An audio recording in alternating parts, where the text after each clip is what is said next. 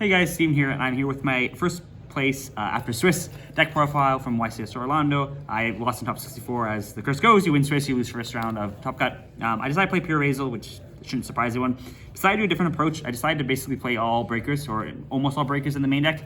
And the main reason was I just thought that I could play them and avoid the mini games of like cross out, thrust, talent. So kind of the normal idea. And I didn't think I was actually going to lose any power. In terms, I think that the breaker approach is completely feasible into all the decks this format, despite many people just preferring hand traps.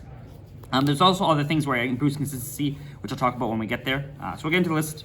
So standard lineup: 3 ice, 3 sword, 3x, triple bonfire. The only thing I will say is that there are times when I'm specialing ice from hand first to play around nib before no-walling it. And so a simple example where that comes up would be it's like I summon X into an aggregator, or into a detonator. Aggregator, negate it, they're going to pop this. I go sword, I add sword, I add the ice, special the ice, and then I'm now making the duo on the 4th summon. That's like the only kind of cheeky thing here with the cards I want to mention. Other than that, standard lineup, 1 max consistency. And then the other standard cards, double cross, 1 plugin, 1 node. I don't think 1 cross is optional right now. Like you have to play the second one, mainly because Chaos Angel is the card. Anytime people make Chaos Angel versus you, you're generally winning the game. Like you're going to be in a advantageous position, especially if that's all they're doing. But you need to be able to sit there, take a few Chaos Angel hits, and actually draw and dig for a non-engine to out it, which means that you need to have always at least one of these in deck or on board to be able to actually do that. It's also just good going second into boards. Like once you start breaking them, this helps trade with hand traps, and that's kind of the goal. It's like your breaker trades with the boards, and the engine or the additional non-engine or kind of these pieces will help you play through the hand traps. As well as the new Crazy Beast tech that people are playing. Yes. And other nonsense as well. You just want hard drawing and opening it early is just super good. Then triple pots, and then the Walking Prosperity, 1 max consistency. I see people play less of this, but I think this is just like one of the standout cards of the deck. Like, yes, it sucks sometimes, but it's still desires. It's then the same as it always is. Like the banish is always sucked in all decks it's played in, but the reward's always worth it. Like even post Hacking, I'm still gonna be playing desires. I may cut it down to 2, but these will still be in my list. And then for the non-engine, which is the more interesting part of the deck, I play 3 Ash, 3 Perm. This is the only hand traps I played the entire list. And like I said, I just wanted to avoid the cross-out talent thrust minigame. I don't think you need to play hand traps. Like every board right now feels breakable. Like people say like Malice or Reptiles aren't broken or aren't able to be broken. But it's actually the opposite. It's usually they're not able to get stopped. Like there's some Malice hands or some Reptile hands where you can open 4 hand traps. If they're not chummies, they're playing through them all. But if you actually have targeted breakers versus those decks, it feels really good and you are able to crack them. I play these because 1, Imperm doesn't play into the mini games of Thrust or Talents. And it's also just super versatile card. And then Ash is obviously for the chummies. And as well as it can be used as a seal breaker. Like I can hold this until my turn to stop the Malice traps or to stop the Paradise Sense. So it is pseudo interruption that way. And then for the breakers, I decided to play 2 Book of Moon, 2 Book of Eclipse, the 3 Talents, 1 Callby, and then triple Slayer. So Slayer I don't think needs to be said. This card's like the best card in the format. It's like one of the only cards that actually soul outs or soul can out the entire Fiendsmith Ryzeal board. It's also super good versus Reptiles. And then these ones seem weird. And the big thing to keep in mind with this deck is that it's not similar to other previous breaker decks in the sense that you're not trying to draw 1 breaker because you're not playing much non-engine and just have that win and then you win with your stronger engine back up. You're still playing Ryzeal. You still have so many tech spots. And so if you're evaluating these cards by themselves where it's like how good are any one of these just alone, yeah, they're going to be awful. But when you start pairing them, especially post-side, they feel really amazing. And so like these examples, like what does Book of Moon do right now? It's like people make their Ryzeal Feast board. I go Book of Moon, target the detonator, this is going to go pop itself, and then going to go Twins to revive it. And so Book of Moon, in theory, in that scenario, is bad. But then if I have Talents back it up, now this is forcing out so many interruptions because you're getting rid of the first detonator negate, and now Talents is just putting so much pressure on. Are they going to let you take the detonator? Are they going to pop itself, let you take something else? And so it's just very, very good when you have 2 card combinations. The first breaker is offer really bad. The second breaker is good, and then the third breaker, if you have some layer on top of it, is just insane. And when you're playing Ryzeal, you have a lot of tech spots. You're going to be drawing 3 breakers going second a lot of time. The other thing I really like about this list is that one of the complaints people have with pure Ryzeal is the fact that you generally have an inconsistent deck and it's very fragile. Because there's some hands you're going to open 1 name, it's going to get hand trapped, and then you're just not going to have anything else to do after that. And these kind of help solve the issue because these cards force things through. And this is both going first and second, where when I'm getting Veiled or Impermed or Ashed, I'm able to dodge these hand traps and keep playing. And there's like, for example, there's a game against Sako day 2 where he goes, I go normal sword, it's my only engine piece, I have 4 non-engine. He goes chain Veiler, I go chain book, so now I get the X in hand, I'm not getting choked out of engine, I'm still able to play. And then I have talents as well to just look at hand and be in an advantageous position from there on. If I was playing hand traps, I just have 4 hand traps, I go past, and now I have to hope that A, the hand traps get me there, it stops him, as well as B, I need to draw engine again at some point. And so these cards function both as breakers, but as well as a backbone to make your engine stronger to play through the hand traps, or the tech cards, is what I really like. It just felt anytime I went first, I was just cheating. Like, there are so many times where I go duel, defective duel, they go imperm, I have a book, I'm just immediately winning the game because duel is resolving. And I think that's just the versatility of these cards is the real strong point of the deck. And then the last 3 cards, naturally 3 Solemn Strike. Some people don't like them. 4 pure Ryzeal top, 3 of them were on strikes in the main deck. They're people I test with.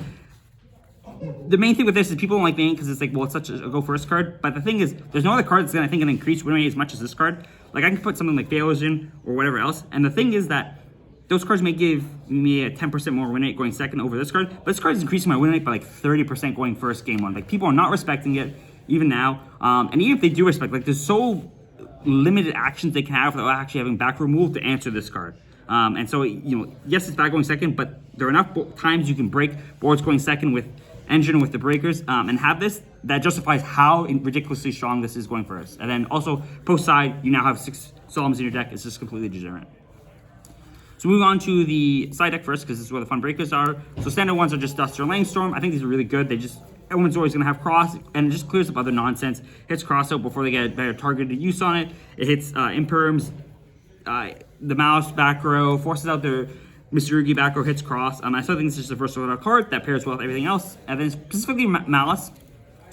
I played the 3 barrels, so this I played in earlier profile. They go to banish stuff, you just go, cool, chain this, put it back to the grave. And again, like, this card, drawing this versus malice just by itself isn't auto win the game.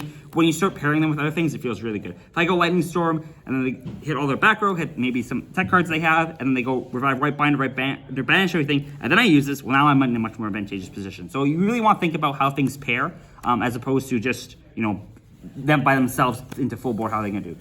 And then the other cards I wanted to be good both versus mitsurgi as well as malice. So I played 3 Inscription. So I think it's one of my signature cards, I guess. So 2 different effects for mitsurgi and malice. The mitsurgi, they can't special from grave. So it turns up a large amount of their follow-up. It also means they can't nuke because the nuke needs to be revived.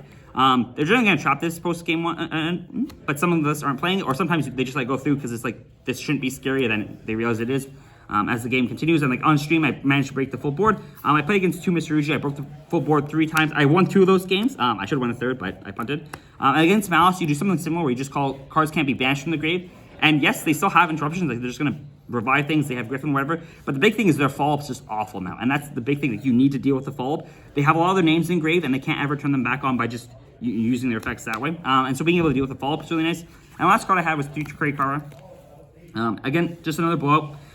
Your opponent plays, and they're not respecting this card, and then you can just drop it mid-turn and summon this and win the game. I didn't have it happen. I didn't draw this card all event. This is only for malice and the mitsurgi Ryzeal. I do not put this in versus Fiendsmith. One of the cool things you can do with this is that you can look for cheeky game shots because you do play Dagaris.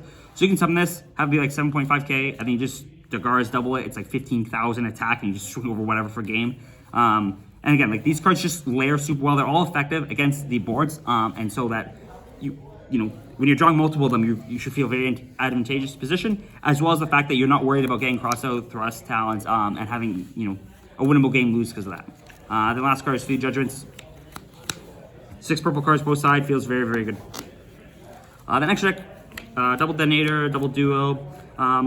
The books letting you force the duo through is super good, especially if people don't know are on the books. There are times where, like, I'll go Dweller against Fiendsmith Ryzeal after, like, hitting the board a few times, turn off the Paradise, summon this, use effect, they go chain Nib, I go chain Book, and now it's resolving through Nibiru, and then you're still in an advantageous position because you can just get Node cross. If you don't have it, then sack off to get Detonator life, or to get Twins, or back rotation for Dweller. Double Twins, I think this is one of the big appeals of this deck, is the fact that you can play 2. Going first, I think it's somewhat fake, because everyone's going to be on Meltronis Ultimate Slayer post side, and so you're not actually going to be able to use this effect. It does come up, but it's not as, because it's just on the pass back, it's insane. Like, X start off by sending this means that you're going to get all your X engine as well as this just reviving immediately. It's really degenerate. When you aggregate, you're generally not saying this first turn, you're just using it on the pass back where you need to. And then just a standard extra deck of tech spots, 1 Dweller, 1 Dagars, 1 Exiton, 1 Tornado Dragon, Bago, Castel, These all come up at some point. I think Bagel with Cross and Duo is still a very good board, especially when you're trying to crack boards and you just need time to, like, you've cracked enough, you know they're not going to answer the Bagel. You can just sit here and chill until you draw into something you want to push with. The one Typhon, because it still comes up in very weird scenarios. It's a lot worse in this deck because you're not playing hand traps. So they unknown half boards that just get eaten up by Typhon less, but I still just included it. And then the one Donna because I wanted a link target for the Slayer in the main deck. So overall, really happy with the list. 1101 in Swiss.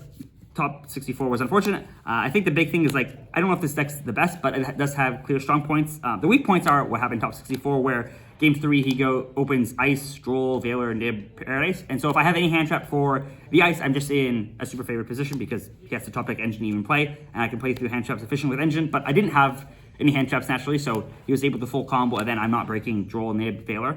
And so it really does depend on what tech cards you expect to see. If you're expecting people to have all the anti-hand trap hate, this list is very good unless you deal with that. If people are just on traditional hand traps, then it's, the list is still fine into it, especially going first, but going second, the breakers are obviously more greedy then.